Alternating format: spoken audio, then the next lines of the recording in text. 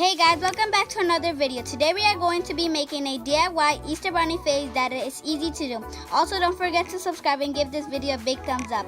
Let's get this video started. To make your Easter Bunny face, you will need a pencil, a pair of scissors, paper, a glue gun, a Pringles lid or top, and 2 pieces of popsicle sticks. Next, take your pencil and start tracing the Pringles lid to a paper. When you are done tracing, take your scissors and start cutting the circle out. Then take your circle and click it into the Pringle lid. When you are done doing that, you will need to take your glue gun and start gluing the 2 popsicle sticks to your Pringles lid.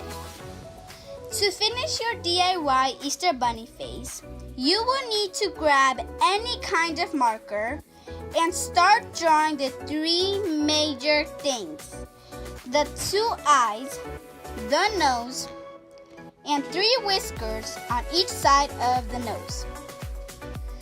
For more awesome videos, subscribe if you haven't, and give this video a big thumbs up.